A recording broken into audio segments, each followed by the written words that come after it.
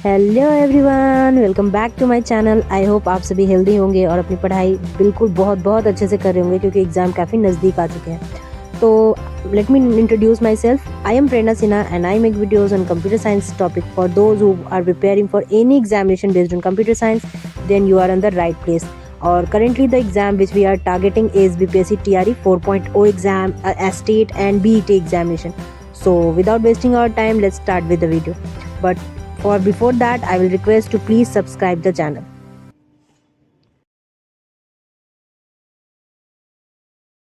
तो आज जो चैप्टर हम स्टार्ट करने जा रहे हैं वो NCERT क्लास 11th का चैप्टर फर्स्ट जो कि है कंप्यूटर फंडामेंटल्स, जहाँ से TRE 2 में और TRE 1 में बहुत सारे क्वेश्चन थे। तो आप ऐसे क्वेश्चंस ना ज़्यादा नहीं बट 1-2 क्वेश्चन तो एक्सपेक्ट कर ही सकते हो, और 6 to 8 एग्जामिनेशन में तो आ सकते हैं क्वेश्चंस वहाँ से। तो इसलिए हम आज कंप्यूटर फंडामेंटल्स को स्टार्ट कर रहे हैं और कोशिश करेंगे कि जितना ज़्यादा और जल्दी से कंप्लीट कर सकें। तो स्टार्ट करते हैं। सबसे पहले फर्स्ट लाइन ही सबसे इम्पॉर्टेंट है कि कंप्यूटर आखिर है क्या। क्या है कंप्यूटर? एक इलेक्ट्रॉनिक डिवाइस है। देखो MCQs में दे सकता है इलेक्ट्रिकल होता है या इलेक्ट्रॉनिक होता है या इंस्ट्रूमेंटल होता है या मैकेनिकल होता है। तो हमें ये बात ध्यान रखनी है कि कंप्यूटर एक इलेक्ट्रॉनिक डिवाइस है, ठीक है, जो कि जिसको कि प्रोग्राम किया जा सकता है। प्रोग्रामिंग कर देना मतलब सेट ऑफ इंस्ट्रक्शंस दिए जाते हैं ताकि वो डेटा को एक्सेप्ट कर सके। मतलब डेटा एक्सेप्ट करा मतलब वो क्या हो गया, जिसमें कि हम इनपुट दे सकें, वो प्रोसेस हो सके और फिर वो आउटपुट जनरेट कर सके। तो इसलिए ये इलेक्ट्रॉनिक डिवाइस है, ठीक है। कंप्यूटर और कंप्यूटर सिस्टम का डेफिनेशन भी पूछा जा सकता है, ऐसे करती है BPSC कि computer along with additional hardware, मतलब मॉनिटर, CPU, कीबोर्ड, ये सब को hardware and software like Word, Excel, PowerPoint, ये सब को मिला करके क्या कहला जाता है? कंप्यूटर सिस्टम कहलाता है। क्लियर है कि क्या है कंप्यूटर और क्या है कंप्यूटर सिस्टम? ठीक है, ये 2 डेफिनेशन मिल गए हमें, ठीक है। आगे बढ़ते हैं। क्या है अब कंप्यूटर सिस्टम में क्या क्या चीज़ें होती हैं? कंप्यूटर सिस्टम में बोला ना, combination of addition and hardware and software. अब कंप्यूटर सिस्टम में क्या क्या है? एक CPU है, एक मेमोरी इनपुट आउटपुट डिवाइस है एंड स्टोरेज यूनिट है। ये क्वेश्चन ये बहुत इंपॉर्टेंट है। यहाँ से एक क्वेश्चन था TRE 2 में कि a computer system comprises of, और उसमें था मेमोरी इनपुट आउटपुट या फिर मेमोरी मॉनिटर आउटपुट, ऐसे करके 4 ऑप्शंस थे और उसमें ये सारे ऑप्शन थे। तो इसको ध्यान से देखते हैं एक बारी कि क्या है अ कंप्यूटर सिस्टम में क्या क्या होता है। एक CPU होता है, मेमोरी, इनपुट आउटपुट और एक स्टोरेज डिवाइस। इन चारों को मिला के हमारा कंप्यूटर सिस्टम तैयार होता है, ठीक है। और ये सारे कंपोनेंट्स एक सिंगल यूनिट की तरह काम करते हैं और एक डिजायर्ड आउटपुट देते हैं, ठीक है। Computer system comes in various forms and sizes. It can very from a high and server से लेकर के एक पर्सनल डेस्कटॉप, लैपटॉप, स्मार्टफोन तक में भी जो है वो हम सिस्टम कह सकते हैं, ठीक है। अब देखो क्या कह रहे हैं। Figure 1.2 shows the block diagram. ये देखो, ये ब्लॉक डायग्राम से ना क्वेश्चन आते हैं, ये ना, ये ब्लॉक डायग्राम है कंप्यूटर सिस्टम का, sorry. Directed links represent the flow of data. जो लाइंस है ये डेटा किस तरह से आता है। इनपुट होता है, कंट्रोल यूनिट के पास जाता है, फिर आउटपुट के पास जाता है, प्राइमरी मेमोरी में जाता है, कब सेकेंडरी मेमोरी में जाता है, ये सब की चीज इससे हम देखते हैं एक बारी। The directed lines represent the flow of data and signal between the component. अब ये क्वेश्चन पूछ सकता है कि किस लाइन, जो ब्लॉक डायग्राम होता है उसमें कौन कौन सी चीजें होती हैं, ये क्वेश्चन आ सकता है। तो ब्लॉक डायग्राम एक बार ध्यान से देते हैं इसी कंप्यूटर सिस्टम का। देखो CPU है, इसमें क्या है, अर्थमेटिक लॉजिकल यूनिट है, एक कंट्रोल यूनिट है, प्राइमरी मेमोरी है और सेकेंडरी स्टोरेज डिवाइस है। इनपुट आ रहा है और आउटपुट दे रहा है। क्लियर है? आई होप ये फर्स्ट पैराग्राफ यहाँ तक का कोई क्लियर होगा, इसमें कोई डाउट नहीं होगा। ओके, अब हम आगे बढ़ते हैं। आगे क्या है? CPU की डेफिनेशन पता है, TRE 2 में क्वेश्चन था what is the brain of computer. आप सोचो कि मतलब इस लेवल के भी क्वेश्चन पूछे हैं BPSC ने। तो क्या है brain of the computer? It is CPU। ये एक इलेक्ट्रॉनिक सर्किटरी ऑफ कंप्यूटर है जिसमें क्या होता है, एक्चुअल प्रोसेसिंग होती है। और इसको हम देखो है ना, यहाँ पे NCERT डायरेक्ट था, what is the brain of computer, actually referred as brain of the computer. It is commonly known as processor. CPU को प्रोसेसर भी कहते हैं। Also physically a CPU can be placed on 1 और मोर microchip. अब देखो CPU एक या एक से ज्यादा माइक्रोचिप्स पे है तो उसे हम इंटीग्रेटेड सर्किट्स कहते हैं, IC कहते हैं। और IC में क्या होता है, सेमीकंडक्टर मटेरियल्स होते हैं। फिर से मैं सिंपल बताती हूँ। CPU क्या है, एक sorry, CPU is the brain of the computer. ये एक इलेक्ट्रॉनिकली सर्किटरी है जो कि कैरी करता है, जो एक्चुअल प्रोसेसिंग होती है वो सीपीयू के अंदर ही होती है। सीपीयू जो होता है एक या एक से ज्यादा माइक्रोचिप पे प्लेस्ड होता है, और उस माइक्रोचिप को हम इंटीग्रेटेड सर्किट कहते हैं, आईसीस कहते हैं। और आईसीस जो होता है वो सेमीकंडक्टर मटेरियल्स से बना होता है। क्लियर है? ये सीपीयू की पूरी एक वर्ड यहाँ पे इंपॉर्टेंट है, ये पूरे में कि क्या है सीपीयू। इलेक्ट्रॉनिक सर्किटरी है, एक्चुअल प्रोसेसिंग यहाँ होती है, ब्रेन ऑफ द कंप्यूटर है, प्रोसेसर भी कहते हैं इसे। सीपीयू जो होता है वो एक या एक से ज्यादा माइक्रोचिप से मिलके बना होता है, जिसको कि आईसी कहते हैं, और आईसी सेमीकंडक्टर मटेरियल से बना होता है। अब देखो अगला पैराग्राफ क्या है, the CPU is given instruction and data through the program. अब सीपीयू को इंस्ट्रक्शंस कहाँ से मिलते हैं, ये देखो, CPU is given instruction and data through the, किससे, प्रोग्राम। सीपीयू को इंस्ट्रक्शन डेटा कहाँ से मिलता है, प्रोग्राम के थ्रू। फिर सीपीयू उसको फेच करता है, मतलब लेता है प्रोग्राम को, data, and from the memory and perform arithmetic. ALU था सीपीयू में, क्या था, एएलयू था, अर्थमेटिक लॉजिक ऑपरेशन परफॉर्म करता है, और give in instruction and store the result back to the memory. और रिजल्ट जो होता है वो कहाँ स्टोर होता है, वो मेमोरी में जाके होता है। जब सीपीयू प्रोसेस कर रहा होता है तो स्टोर करता है डेटा को, और as well as instructions in the local memory में। देखो, और वो लोकल मेमोरी क्या कहलाती है, रजिस्टर। अब रजिस्टर का डेफिनेशन आपसे एक्सपेक्ट कर सकता है कि जब कभी भी सीपीयू प्रोसेस कर रहा है तो टेम्परली डेटा जो होता है वो, या इंस्ट्रक्शन जो होते हैं वो लोकल मेमोरी में स्टोर होते हैं। उस लोकल मेमोरी को हम क्या कहते हैं, रजिस्टर कहते हैं। ठीक है, ये याद है, रजिस्टर किसे कहते हैं, ये एग्जाम में आ सकता है, आप एक्सपेक्ट कर सकते हो। रजिस्टर्स क्या है, are part of the CPU chip and they are limited in size and number. ये मतलब ये कीवर्ड देखना कि limited in size and number is can be a keyword, ये आंसर फाइंड आउट करने के लिए, सीपीयू चिप। ठीक है, different registers are use for storing data, instruction and intermediate results. Intermediate results यहाँ पे ना, उन सबको स्टोर करने के लिए अलग अलग तरह के रजिस्टर्स यूज होते हैं।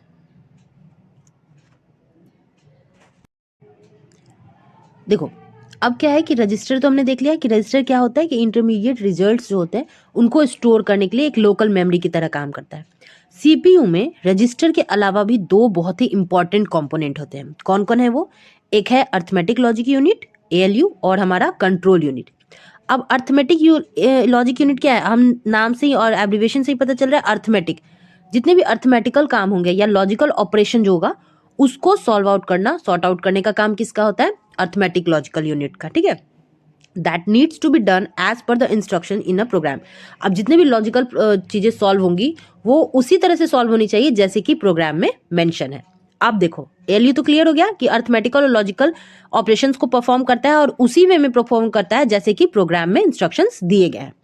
नेक्स्ट क्या है कि कंट्रोल यूनिट क्या करता है, control unit controls the sequence instruction execution. अब जिस इन सीक्वेंस में इंस्ट्रक्शंस मिले हैं वो उसी तरीके से उसी सीक्वेंस में फॉलो हो, इस बात का ध्यान हमारा कंट्रोल यूनिट रखता है। Interprets instruction and guide data flow through the computer memory. किसके थ्रू गाइड करता है, कंप्यूटर मेमोरी के through. Control unit controls sequential instruction execution, instructions का सीक्वेंस में एग्जीक्यूशन का ध्यान रखता है। इंटरप्रेट इंस्ट्रक्शंस को इंटरप्रेट करता है, और गाइड करता है डेटा के फ्लो का, through what, through the computer memory. दो सबसे इंपॉर्टेंट है कि अर्थमेटिक लॉजिक क्या हो गया, कंट्रोल। अब क्वेश्चन आप ऐसे एक्सपेक्ट कर सकते हो कि एग्जीक्यूशन को, इंस्ट्रक्शन एग्जीक्यूशन के सीक्वेंस को कौन कंट्रोल करता है, इंस्ट्रक्शन को इंटरप्रेट कौन करता है, डेटा फ्लो को गाइड कौन करता है, ऐसे करके डेफिनेशन दे देगा और ऑप्शन में दे देगा कि एयू है या कंट्रोल यूनिट है या रजिस्टर है, ऐसे करके। तो इस तरीके से बीपीएससी करता है। तो हम एक बार रीड करते हैं, क्लियर हो जाएगा कि control unit controls sequential instruction execution, interpret instruction and guide data flow through the computer memory।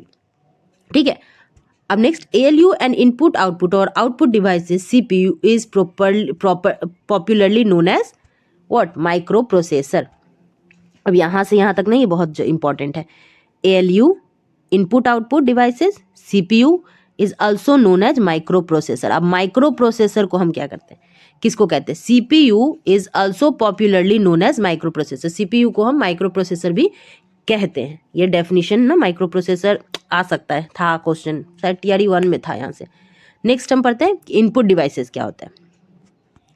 The devices through which control signals are sent to a computer.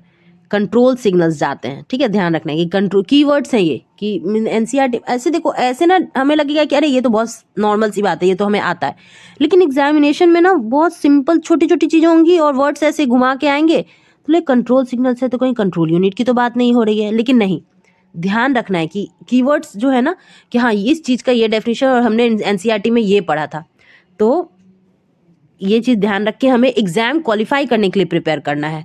Knowledge के लिए तो चलो पढ़ना ही है, एग्जाम क्वालिफाई भी करना है, तो एग्जाम में जो चीज़ें आनी है उसको टारगेट करना है।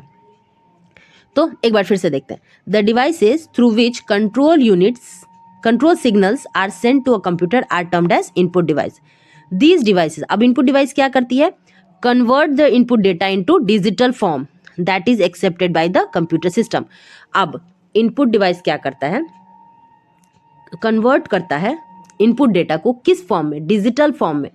जो भी devices through which control signal आया, सेंड किया हमने कंप्यूटर के पास, इनपुट डिवाइस उसको किस में फॉर्म किया, डिजिटल फॉर्म में कन्वर्ट कर दिया और उसके बाद उसको कंप्यूटर सिस्टम एक्सेप्ट किया।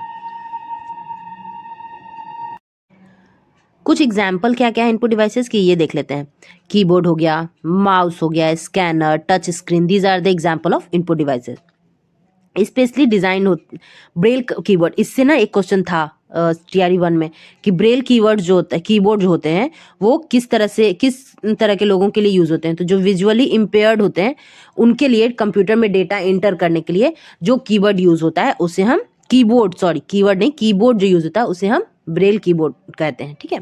Beside we can now enter the data. अब एक देखो, वो तो चलो आई साइट के लिए ब्रेल कीवर्ड आया, अब अभी के टाइम में तो इतने स्मार्ट हो गए हैं कि भाई वॉइस से ही इनपुट मैसेज इनपुट करते हैं, गूगल वॉइस हो गया, सीरी हो गई, तो इस तरह से हमारा अलेक्सा हो गया, इनको बोल के ही वॉइस रिकॉग्निशन इतना आसान हो गया कि डेटा इनपुट हम कर लेते हैं, ठीक है। नेक्स्ट देखो क्या है, data entered through the input devices is temporarily stored. कहाँ पे, डेटा जो भी इनपुट डिवाइसेस में गया है वो कहाँ स्टोर्ड होता है टेम्परली, मेन मेमोरी में, और इसको हम रैम कहते हैं। देखो अब ये मत देखना, रजिस्टर में भी डेटा जो इंटरमीडिएट रिजल्ट्स होते हैं, इंस्ट्रक्शंस होते हैं लोकली, वो रजिस्टर में स्टोर्ड होते हैं और वो सबसे फास्टेस्ट होता है।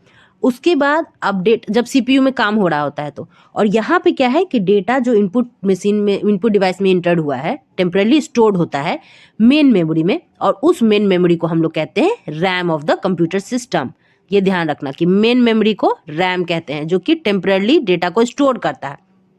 और permanent storage and future use the data as well as instructions are stored permanently in additional location, storage location called secondary. और किसी भी डेटा को परमानेंटली स्टोर करना होता है तो हम उसके लिए सेकेंडरी स्टोरेज लोकेशन होता है जिसको सेकेंडरी मेमोरी कहते हैं। तो आई होप क्लियर है कि register, CPU, control unit, ALU क्या है, रैम क्या है और सेकेंडरी मेमोरी क्या है, ठीक है, और ब्रेल कीवर्ड क्या है। इतना तक हमने क्लियर कर लिया। नेक्स्ट पैराग्राफ बढ़ते हैं, क्या है। अभी आपको लग रहा हो ना क्या ये इनपुट आउटपुट बैठ के पढ़ रहे हैं, लेकिन नहीं, एग्जाम में ना ये ही क्वेश्चंस मिस्टेक होते हैं। जिस चीज़ को आप हल्के में हमें पता है कि बीपीएससी एनसीईआरटी से ही क्वेश्चन उठाती है, तो फिर एनसीईआरटी को क्यों नहीं एक एक लाइन को इन डेप्थ हम स्टडी करें। तो इसलिए हल्के में नहीं लेना है, हर चीज़ की पढ़ाई करनी है, सब कुछ कंप्लीट करना है। तो आउटपुट डिवाइस करते हैं।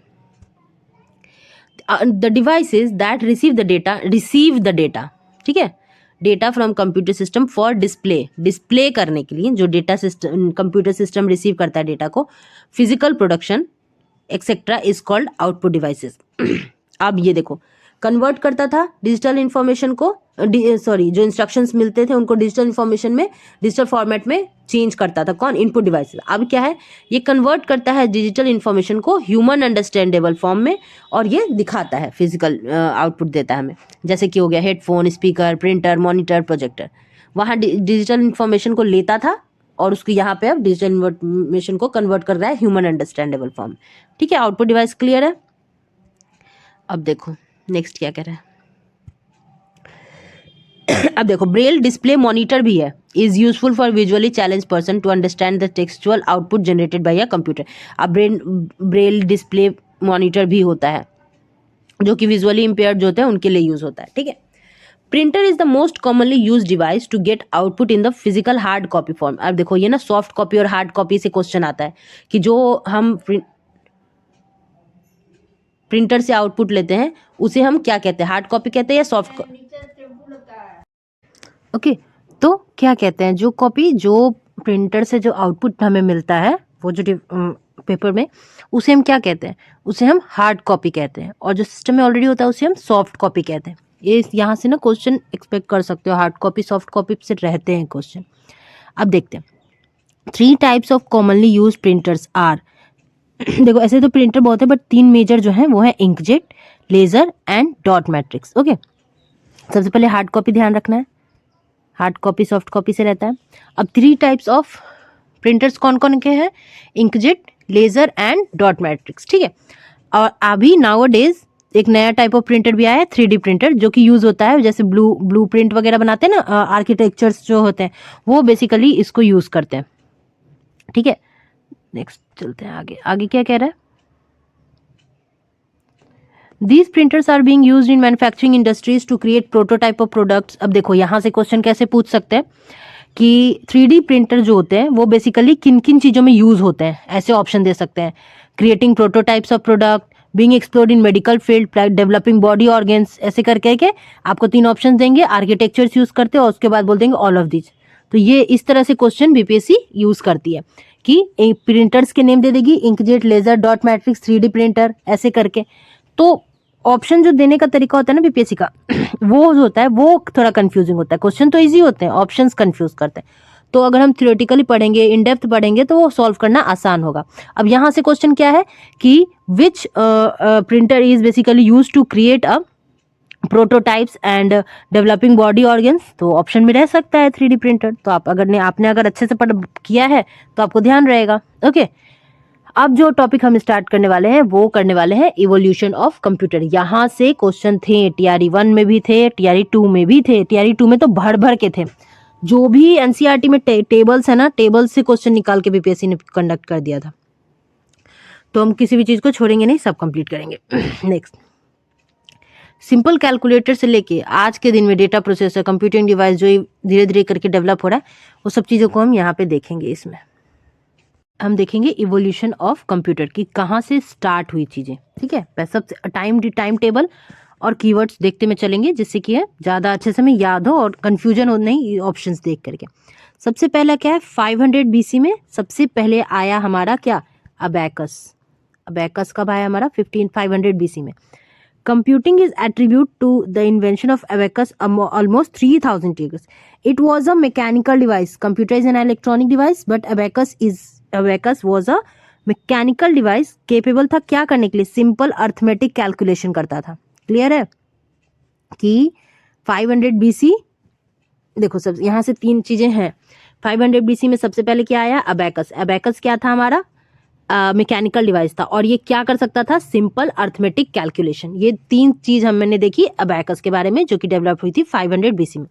उसके बाद हमारा क्या आता है, 1642 में आता है हमारा, 1642 में आ गया हमारा पास्कलाइन। पास्कलाइन को किसने इन्वेंट किया, ब्लेस पास्कल, नाम याद रखना जरूरी है। ये भी एक मैकेनिकल कैलकुलेटर था। ध्यान रखने वाली बात कि ये मैकेनिकल डिवाइस था और ये मैकेनिकल कंप्यूटर था, कैलकुलेटर था, जिसको कि पास्कल कैलकुलेटर भी कहते थे। 3 चीज हमें मिली।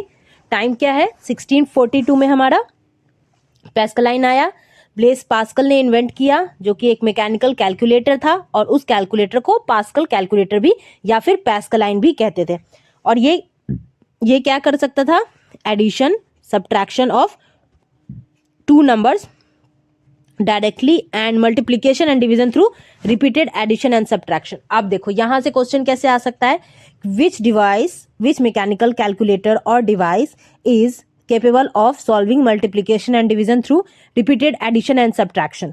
तो पास्कलाइन। अब ऑप्शंस कंफ्यूजिंग हो सकते हैं, ध्यान तो रहेगा, लेकिन ऑप्शन कंफ्यूज कर सकते हैं, ठीक है।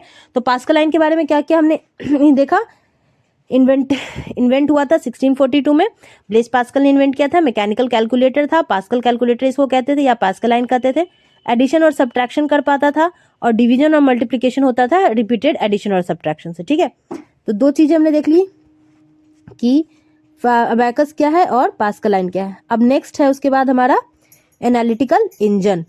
Analytical engine Charles Babbage invented analytical engine. किसने? चार्ल्स बैबेज ने। वहाँ पास्कलाइन था, ब्लेस पास्कल या पास्कलाइन कैलकुलेटर।